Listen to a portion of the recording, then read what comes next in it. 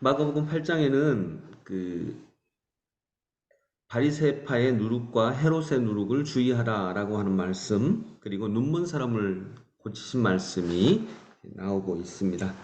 바로 그 앞에는 7개의 빵과 물고기 몇 마리로 4천 명을 먹이신 기적, 그리고 또 그 앞에는 5천 명을 먹이신 두 번의 그 기적이 이렇게 나오고 있습니다. 마가복음은 누가 썼을까요? 마가. 마가가 썼죠. 네. 마가는 누구의 제자입니까?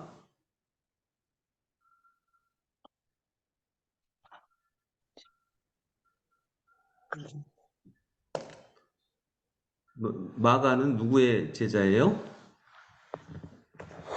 음. 네, 네. 음. 마가는 베드로의 제자입니다.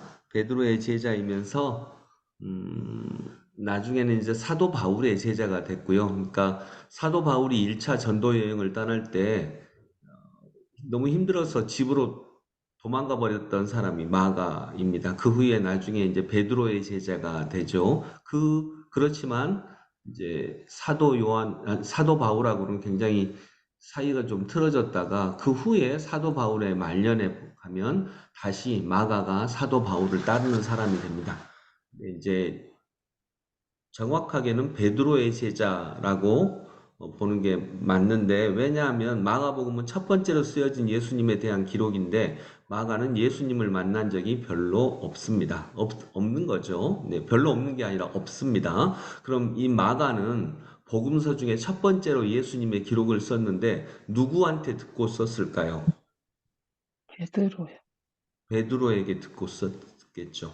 베드로 스승인 선생님인 마가의 선생님인 베드로 사도님이 마가에게 예수님에 대해서 이렇게 정확하게 알려주신 거죠. 예수님과 이러이러한 일이 있었다. 그걸 쓴 것이 이제 마가복음입니다. 그래서 베드로에게 듣고 썼습니다.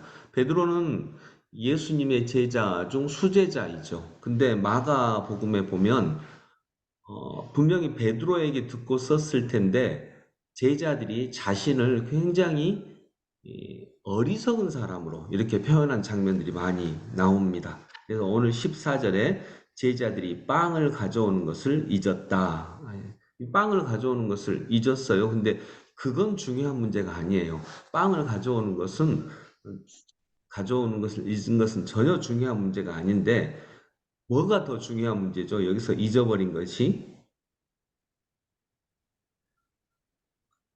예수님이 사람의 예수님이 바리새파 사람의 누룩, 헤롯의 누룩을 주의하라라고 했는데 누룩이라고 하는 단어가 있으니까 빵 안 가져온 걸 우리들이 깜빡 잊고 빵 안 가져왔는데 빵 안 가져온 걸 가지고 말씀하시나 보다. 우리 먹을 게 없어서 지금 그러시는가 보다. 이렇게 얘기하는 거죠.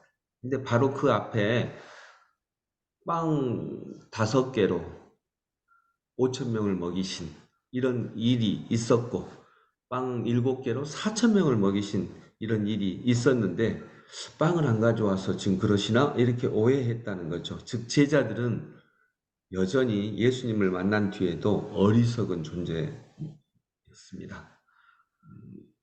그렇지만 이제 그런 제자들과 함께 걸어가시면서 하나하나 그들을 정말 위대한 사도로 만들어 가시는 예수님의 사랑과 은혜와 노력이, 기도가 여기에 이제 마가복음 속에는 들어가 있습니다. 그래서 아까 김미경 원사님이 얘기하신 것처럼 너희가 아직도 깨닫지 못하느냐 이런 이야기들을 마가복음에서 또 복음서에서 제자들에게 계속 하고 있습니다.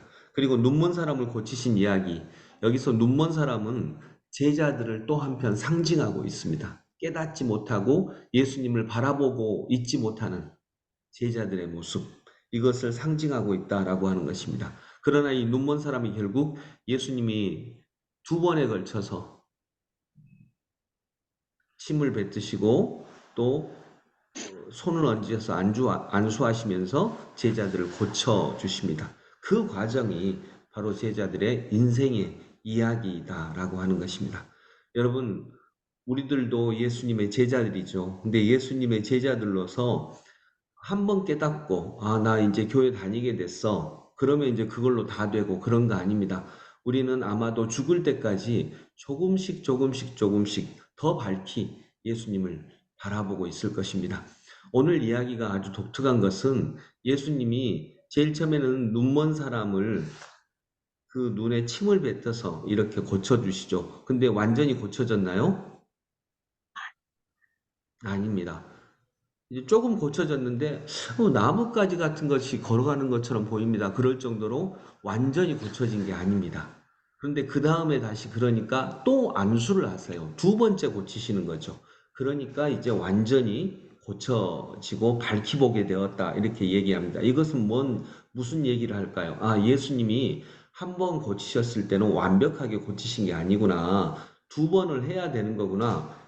설마 예수님이 그러셨을까요? 그건 아니죠. 그건 뭐냐면 예수님이 우리를 다뤄가시는 데에도 끊임없이, 즉 예수님을 한 번 만났다 그래서, 교회 한 번 다닌다 그래서 우리가 다 온전하게 볼 수 있고 온전하게 생각할 수 있고 그렇게 되지 않는다는 거죠. 우리는 끊임없이 예수님을 만난 제자들도 끊임없이 자신을 주님 앞에 내어놓고 또 성장하고 또 성장하고 또 성장하는 것입니다. 우리가 새벽마다 기도하는 것도 그렇죠. 날마다 조금씩 성장하는 것입니다. 그래서 예수님을 단번에 만나지만 예수님을 만났다고 해서 완벽하게 되는 건 아닙니다. 우리가 생명은 태어날 때 완벽하게 얻지만 그 생명이 성장해서 주님의 뒤를 따르는 온전한 제자가 되는 것은 서서히 자라면서 우리는 성장하는 거죠. 여러분, 지금 우리가 어떤 수준에 있든 우리는 앞으로 계속 성장해야 합니다. 끊임없이 성장해야 합니다. 그래서 이끔이 따름이라고 할 때 이끔이가 따름이를 자라게 하는 것이 아니라 양육 과정에서는 이끔이가 자라는 것입니다. 이끔이가 따름이를 자라게 하는 게 아니고요. 우리 둘 다 모두 예수님의 따름이들이고 그리고 예수님을 바라보면서 끊임없이 자라가는 이끔이의 모습을 보고 따름이가 아, 나도 저렇게 끊임없이 자라가야 되는 거구나 라고 배워서 또 자라가는 것입니다. 그래서 우리는 평생 성장합니다. 평생 자라갑니다. 평생 주님의 뒤를 따릅니다. 그러면서 끊임없이 우리는 더 큰 사람이 되어 갑니다. 지금 내가 어떤 자리에 있을 때, 아, 내가 이만큼 성장했으니까 됐어. 나는 이제 다른 사람을 성장시킬 거야. 이렇게 생각하는 것이 아니라 우리는 끊임없이 주님을 따라 성장하는 주님의 영원한 제자들임을 믿고 나아가는 저희들 되기 소망합니다. 기도하겠습니다. 주님, 우리가 목사고 장로고 또 권사고 어떤 중직자들이고 한다 할지라도 우리는 영원히 주님의 뒤를 따르는 제자들입니다. 우리는 끊임없이 성장하는 하나님의 백성들입니다. 눈먼 사람을 고치실 때에 두 번에 걸쳐서 고치셨습니다. 예수님이 불완전해서가 아니라 인간이 불완전하기 때문입니다. 인간은 생명은 구원은 단번에 얻지만 우리는 끊임없이 성장해 가야 합니다. 주님, 오늘도 주님 안에서 끊임없이 성장해가는 사람이 되게 하여 주옵소서. 제자들도 그리했습니다. 우리들도 그런 과정을 따라가게 하여 주옵소서.